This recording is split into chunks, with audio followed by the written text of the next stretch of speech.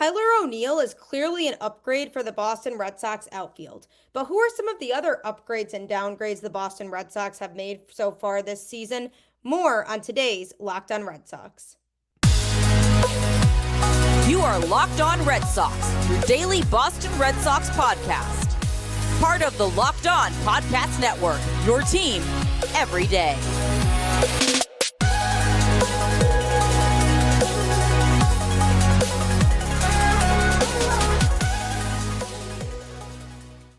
Hello and welcome to Locked On Red Sox, your daily Boston Red Sox podcast, part of the Locked On Podcast Network, your team every day.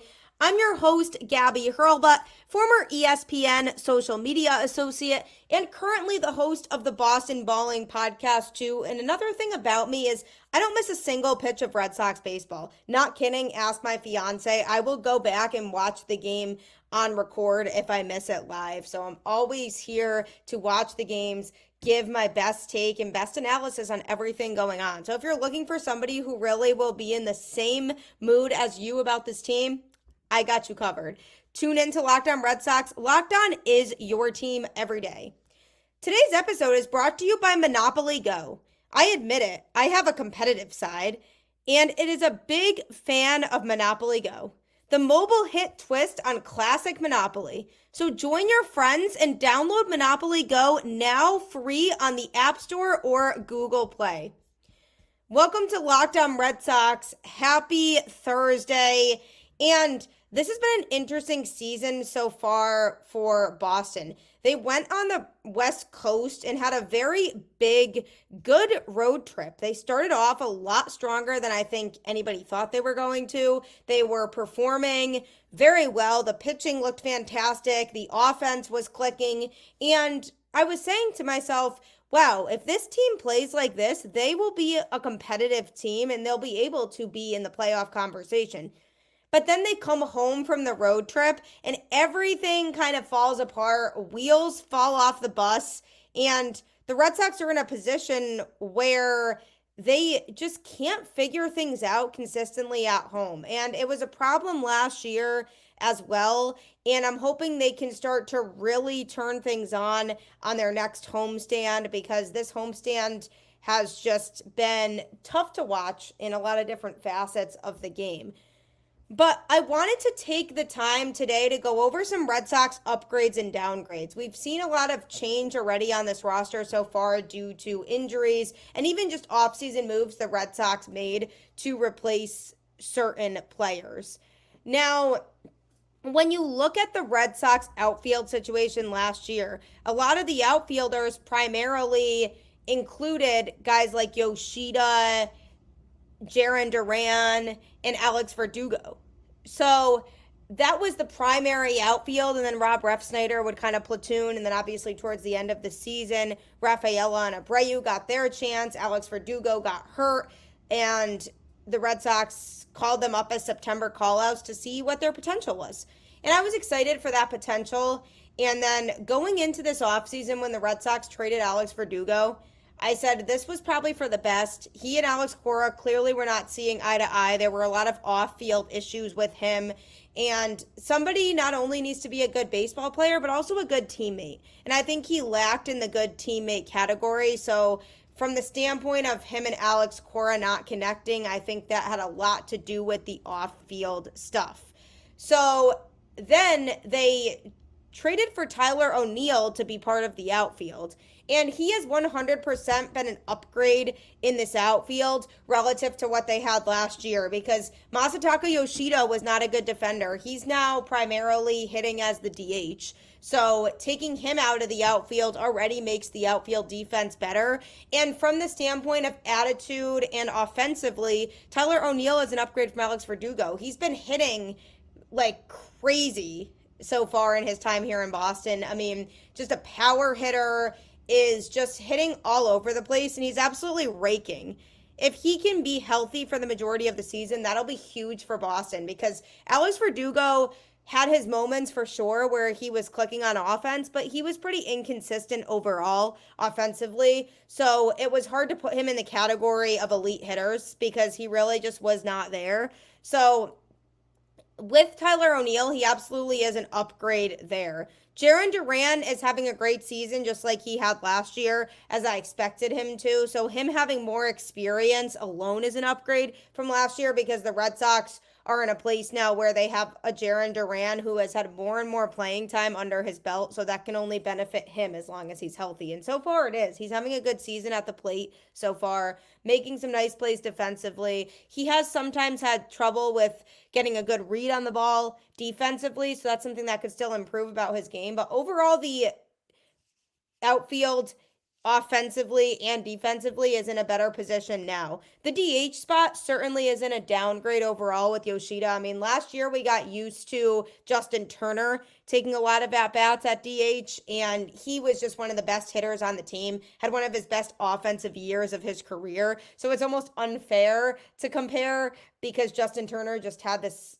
historic season last year, but absolutely Yoshida being the DH and not being able to figure things out on offense is tough to watch. I mean, he just goes up there and strikes out, hits a weak ground balls, hits weak pop-ups, and if he does make contact on a base hit, it's a miracle. And I really hope things get better for him. I do. I was very excited about the Red Sox signing Yoshida. I knew there was a bit of a risk involved because he was unproven in Major League Baseball, but I really do hope that he can kind of silence some of the haters and start to turn things around for real at the plate because he certainly has his moments and he showed a lot of that in the first half last year. But so far, right now, the DH spot generally is a downgrade.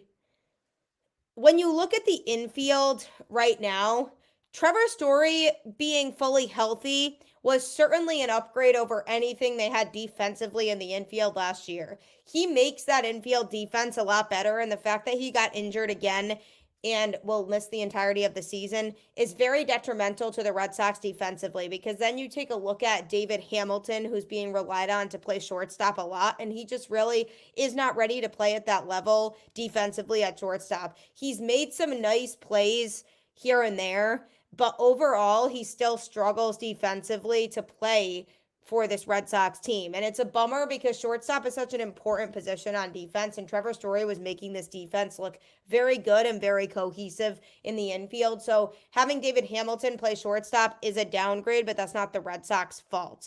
Vaughn Grissom being injured certainly is a factor in this too. He'll be coming back soon and will likely start either at second base or shortstop. I'm not really sure what the Red Sox are thinking in terms of that yet, but it makes sense for him to start at second base. That's the position that they brought him here to play. And if he had been healthy to start the season, I think we're looking at a lot better infield right now, even with Trevor Story down. I'm excited to see how Grissom plays. I mean, he was a highly regarded prospect for the Braves, and they just had too many superstars on that team and could not fit him in anywhere. So I'm excited to see the hype surrounding him, how it translates over when he does play. But I certainly think a healthy Vaughn Grissom will be an upgrade over Pablo Reyes and Enmanuel Valdez platooning at shortstop and second base. So having a guy like Vaughn Grissom in there can hopefully probably send David Hamilton back down to Worcester, and then maybe you have Valdez and Reyes continue to platoon in the other infield position, but we'll see where they put Grissom when he comes back. In terms of other downgrades, I mean, Devers is Devers, Casas is Casas. Those two guys are going to perform. Both catchers have certainly been an upgrade this year from last year because they are both hitting very well so far. They're both made very nice plays defensively. I wish they could throw out more base stealers effectively at this point, especially Reese McGuire. That arm is good. He does make nice throws down there, but hasn't been able to execute as many of those plays with throwing out base stealers. So I hope that they can continue on the path that they're on, because if they're hitting as well as they are now, they in themselves are an upgrade. And then from a pitching standpoint, I mean, you have Isaiah Campbell in there. You have Justin Slaten in there. Justin Slaten is an upgrade to the bullpen. He's been super dominant so far this year. The Red Sox acquired him from the Mets, and he was a very talented prospect with a lot of potential. So I certainly see more potential there. So he's an upgrade from guys like Brandon Walter or Joe Jakes that we saw out of the pen last year. And when the Red Sox traded John Schreiber, I mean, that's a pretty big loss out of the pen. But if Isaiah Campbell can start to get back on track, then you could argue that that's an upgrade too. As of right now, Isaiah Campbell's looking pretty rough, so I can't say that he's an upgrade in the bullpen at all. But we haven't seen a lot of him yet, so hopefully he can get himself back on track to the point where he's able to contribute in the way the Red Sox need him to contribute. Joely Rodriguez, absolutely a downgrade. He has not had a good season. He's been struggling a lot in the Red Sox pen, and hopefully he's not on the roster much longer because Bernardino is definitely a better guy for the job than he is. So that's somebody who I'm saying to the Red Sox, just get rid of this guy, please. And just generally, I mean, if you look at this pitching staff, the starting rotation in general, having Andrew Bailey there makes them an upgrade from last year as long as guys can continue to stay healthy and pitch the way that they are. The starting pitchers have been very good so far this year. So the upgrade there is just their ability level and Andrew Bailey maximizing their potential. So there are upgrades on this team, but the downgrades kind of even that out because the lack of good defense has lost them a lot of games, and that's something they can't really do anything about until Grissom does come back, unless they decide they want to trade for a shortstop, which I doubt they're going to do. So that's something that kind of evens out the upgrades in this situation. And offensively, I mean, guys like Yoshida really need to figure it out. Bobby Dalbec is by no means an upgrade in the lineup. And they just need to find some consistency overall. That's what I'm asking for. And some of these guys like Hamilton, like Valdez, like Abreu, need to just find more consistency at the plate. Otherwise, the offense is most certainly going to be considered a downgrade from last year if these guys don't figure it out. So lots of areas for improvement still.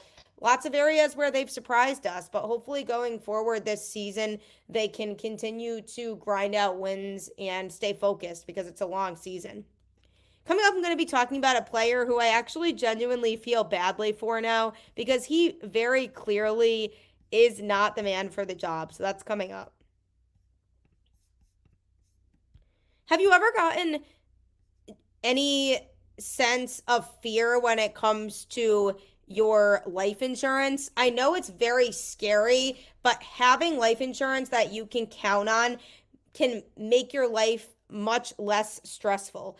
Policygenius is the country's leading online insurance marketplace. It saves you time and money so you can provide your family with a financial safety net starting today. With Policygenius, you can find life insurance policies that start at just $292 per year for $1 million of coverage. Some options offer same-day approval and avoid unnecessary medical examinations. It's very convenient and time-saving because it helps you compare your options from top companies, and their team of licensed experts are on hand to help talk you through it. Talk to a team of award-winning agents who will walk you through the process step by step. Check life insurance off your to-do list in no time with Policygenius. Head to policygenius.com/LockedOnMLB or click the link in the description to get your free life insurance quotes and see how much you could save. That's policygenius.com/LockedOnMLB. With how expensive life insurance is these days, you definitely should check out Policygenius. Also, if you have any sort of competitive side like me, which I really do, you will really enjoy Monopoly Go. I need you all to listen up for this huge announcement. I have been tracking the leaderboards every day, keeping my eye on the scores, putting all my heart into it, and I'm super pumped to announce I am finally on top. That's right, obviously I'm talking about the hit mobile game Monopoly Go. You've probably heard of it. It's been downloaded over 150 million times. It's a great mobile twist on classic Monopoly. You can play anywhere, anytime. You explore hundreds of Monopoly boards from Las Vegas to Camelot to the moon, all while raking in a huge fortune. Charge rent on iconic properties just like classic Monopoly. You can charge your friends rent on your iconic properties or go after their Monopoly money by pulling bank heists and taking wrecking balls to their landmarks. But my favorite part is the leaderboards, where you can see who's a Monopoly tycoon and who's gone bankrupt. So go get yourself on the charts. Download Monopoly Go now free on the App Store and Google Play. Monopoly Go is a great way to stay connected with friends and bring out your competitive side. So check it out today and maybe we can play against each other. Are you watching Fox Sports or ESPN on your TV all day? Have to turn down the volume with all that shouting? Make the switch to Locked On Sports today, a free 24/7 sports streaming channel programmed for you every day to bring you the biggest stories without all the screaming. Locked On Sports Today brings you can't miss analysis, opinions, and news. Streaming 24/7 on YouTube or the free Amazon Fire TV channels app. Part of the Locked On Podcast Network, your team every day. Locked On Sports Today really is here for you every day and will keep you updated on all things going on in sports. So subscribe to that as soon as you can. Poor Bobby Dalbec. I've just been finding myself saying that all season long.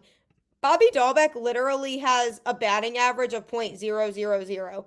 He has not been able to make hard contact with any of his at-bats this season. He is 0 for more than 30 at the plate. 0 for more than 30 at-bats. That is very bad. And the thing with Dalbec is they've given him opportunities before. He has an on-base percentage right now of 0.050, as well as an OPS of 0.050 because his slugging percentage is also 0. So lots of zeros across the board for him. And the biggest thing for me is, why are the Red Sox trying to force something that isn't there? I get that they wanted to give him a chance earlier on in his career. Guys should get chances like that, especially if they've worked hard, they've shown what they can do in the minor league system. So then they should get called up and get their opportunity to showcase what they can do at some point in the majors. But when it gets to the point where you're going through the same pattern over and over again of a player gets called up, does not perform well in the majors, gets called back down, and then performs well again in AAA, and then you try the process all over again where you call him back up again, doesn't perform, gets sent back down, and it ends up being a vicious cycle because as soon as he finds some ounce of consistency in the minors, the Red Sox are like, oh yeah, let's bring him back up because obviously he's figured something out. No, he has not. You've seen this before, and it's the same cycle over and over again, and he still is not able to figure it out. He's played some first base for the Red Sox. He's played some third base for the Red Sox, and I think this team sees him as a safety net, as a guy that they can just throw in to an infield position and hope that he can work, because if somebody's injured, they need somebody, and they could just have him come in, and he'll play that position, and he'll be fine. Bobby is just not the guy for that job. I just think it's doing him a complete disservice by keeping him here when the Red Sox could have had the opportunity to trade him a while back when he had a short sample size of a good season, because maybe somebody would have bitten at that point and would have come to the Red Sox and said, we could utilize Bobby Dalbec in our system in this way, so we'll give you these players for him. And I feel like that ship has sailed now, because teams are not going to want to take the chance on Bobby when he hasn't been productive at the plate and he's just not seeing the ball well at all. And I can tell he's visibly frustrated because it's not fair to him. And for players, sometimes the environment does make a difference. And I actually talked about on the show right before the trade deadline last year how the Red Sox should trade Bobby Dalbec because it's unfair to him to keep him here.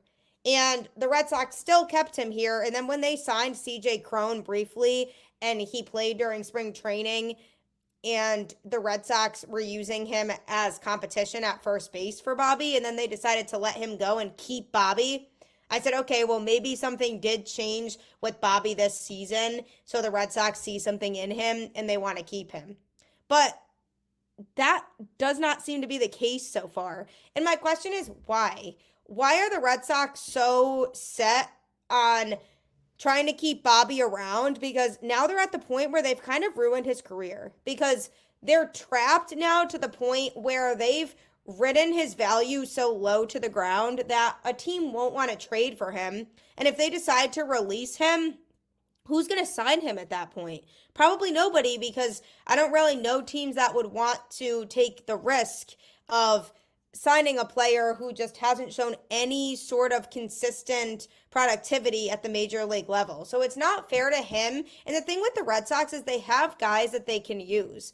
If Tristan Casas goes down, then they can move somebody else to first base. Pablo Reyes has played third base. Put him at third and then maybe try Devers elsewhere or sign somebody. I mean, why are the Red Sox so afraid to sign players? It's crazy to me that they'd rather settle for Bobby Dalbec, run him into the ground continuously, and let him continue to struggle at the plate and make no contact and strike out a lot than spend a little money on a cheap first or third baseman who can at least be consistent and be a good backup for Casas or Devers if they don't trust in guys they have internally. So I'm wondering, are they going to move Bobby Dalbec eventually? Is he a guy that they could try to package in with somebody to make it a decent deal and they can at least get some sort of return on it? Because at this point, he cannot be the headliner in a trade if they do trade him. They have to trade him with a competitive player that they have to be willing to part ways with and just have to accept that because he doesn't have enough value anymore to where they can trade him alone. So they'd have to package him in with somebody. It'd have to be a player of good quality who shows that he has or can have a lot of value at the major league level. And the Red Sox have to take care of that because this is unfair to Bobby and it's unfair to Alex Cora and the Red Sox coaching staff to feel like they have to stick him out there a lot because Devers has been injured or because an infielder in a different position has been injured, so they have to shift guys around and Dalbec has to go in. It's unfair, and I'm hoping that the Red Sox can find a different solution to the Bobby Dalbec problem because at this point, I feel like there isn't really one, and I feel like for him, his career is ending right before his eyes, and the Red Sox haven't done anything to fix the problem. But hopefully if they do release him or they do end up being able to trade him, that he does get his opportunity elsewhere. Because I do think he works hard and I do think he genuinely wants to be part of this roster, but he just has not gotten a fair opportunity to prove himself in an organization where maybe he fits in better and the environment is better for him. So I'm hoping that this offseason, the Red Sox really evaluate that and they give him his opportunity to go spread his wings and be elsewhere. But for some reason, I'm not seeing it. I'm seeing them continue to drag him around and use him when needed, but not give him the opportunity to really shine. Coming up, though, I'm going to be giving some updates on injuries. There's been quite a few injuries recently with this Red Sox team. Where is everybody at? I'm going to be talking about that next. But be sure to tune into tomorrow's episode. I do have a special guest joining me on the show who's going to give me some insight into this current Red Sox team and what's going on with the struggles at home. And I will give you a hint. It is a current player on the roster, so make sure that you tune in. Are you looking for a fun way to play daily fantasy sports? If so, you should absolutely check out PrizePicks. PrizePicks is America's #1 fantasy sports app with more than 3 million members. It is the easiest and most exciting way to get in on the action while you watch your favorite sports and players. You just pick more or less on 2 or more player stats and watch the winnings roll in. PrizePicks has something for every sports fan, from baseball and basketball to League of Legends and everything in between. You can pick LeBron, Shohei Ohtani, Connor McDavid, and Jude Bellingham, all in the same entry. Want to play alongside some of PrizePicks' favorite players like Meek Mill and Sugar Sean O'Malley? You can now find community plays under the promos tab of the app to view entries from some of the biggest names in the PrizePicks community each week. Download the app today and use code LOCKEDONMLB for a first deposit match up to $100. That's a first deposit match up to $100 with the promo code LOCKEDONMLB. You certainly will not be disappointed in PrizePicks. It will give you everything you need to play daily fantasy sports and succeed in them. You also won't be disappointed in Locked On Sports Today, as we have launched the first ever national sports 24/7 streaming channel on YouTube, and now it's also available on Amazon Fire TV in the free Fire TV channels app. Locked On Sports Today is here for you 24/7, covering the top sports stories of the day with the local experts of Locked On, plus our national shows covering every league. Find Locked On Sports Today, now available on the free Fire TV Channels app. Definitely subscribe to Locked On Sports Today because it'll keep you caught up in all things going on in sports no matter what, so you can really utilize it for your benefit. The Red Sox have had quite a few injuries that have piled up lately, and it truly is not fair because this team, fully healthy, I really believe could compete and has the chance to compete, but because they're playing with guys who are less experienced, it's making them struggle a lot. And one player who recently faced an injury is Garrett Whitlock. He started the game on Tuesday night against the Guardians and had to leave the game early with oblique tightness. And Alex Cora did announce that he's going to be going to the injured list with an oblique strain. And that's definitely disappointing because this team cannot afford to keep piling up on the injuries because their depth is already thin as it is. So if they add something else to the mix, it's just going to make things so much worse for them. He only pitched 4 innings in the game, a little over 50 pitches, and then left. But Alex Cora does expect it to be a short IL stint. He tried to fight the team on it, but the decision was taken out of his hands because they do want him to be able to rest it and not push anything, which I do like. I do like the way that this team is handling injuries this year. They're not pressuring people into coming back earlier than when they're ready, because that's very important in the long run. And if it takes a player a little bit more time to recover, then so be it. We'd rather them be healthy and be able to be good to go when they get back. So Alex Cora is going to have him stay on the IL till he's fully healed. Who knows how many starts he'll end up missing, but it is expected to be a short IL stint, which at least is good news for him. The bad news about it, though, is that Joe Jakes was called up to take his spot, and he honestly was not great last year.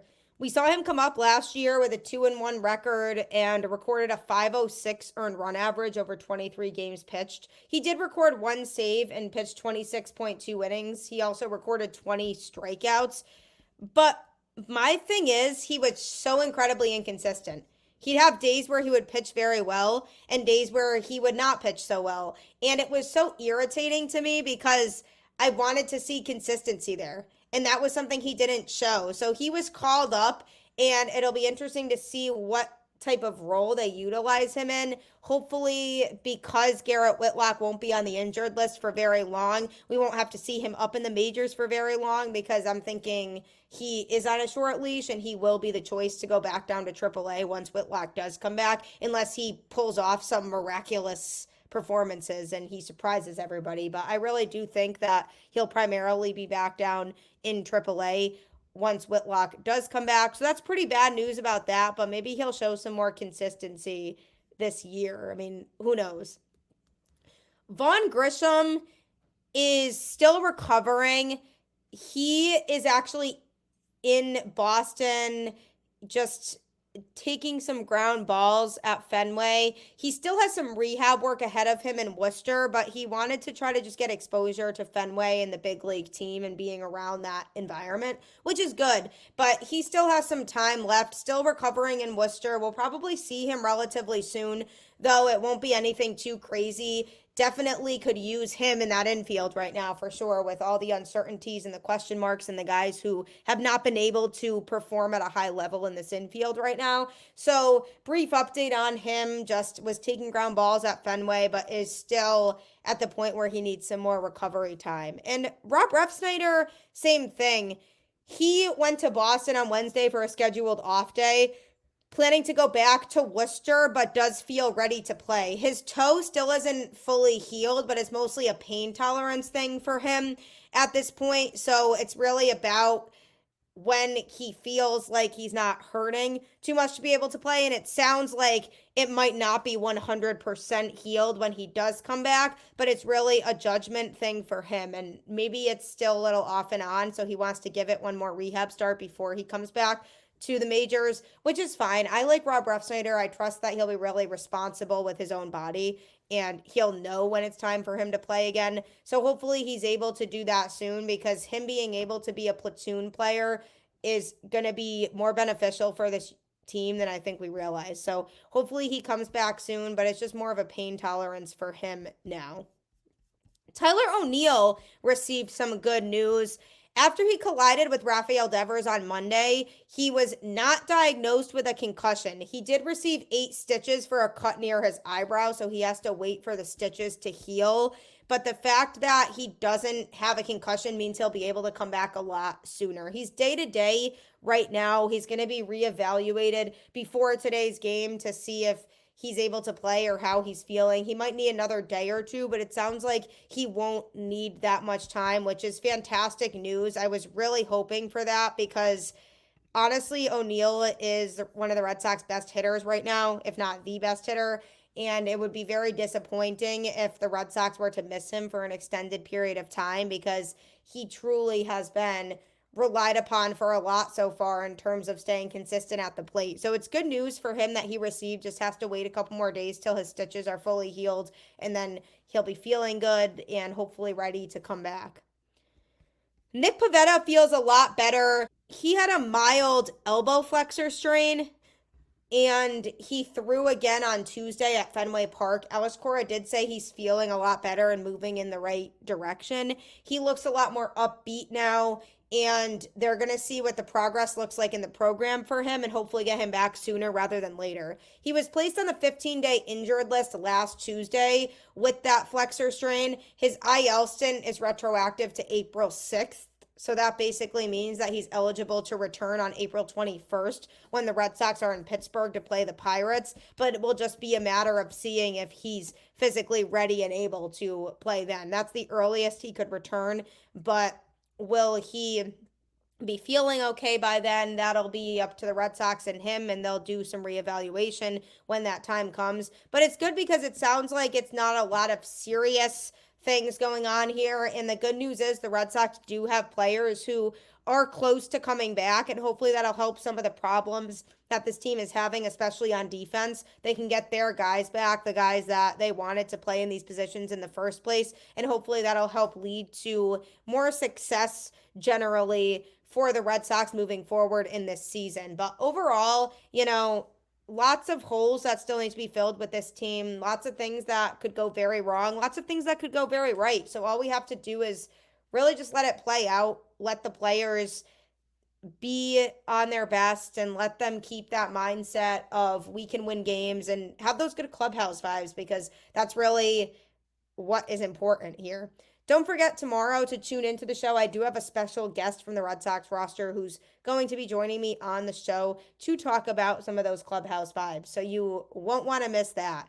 As always, though, in the meantime, don't forget to have faith. Keep that faith. Go Red Sox, and I will catch you on the flip side.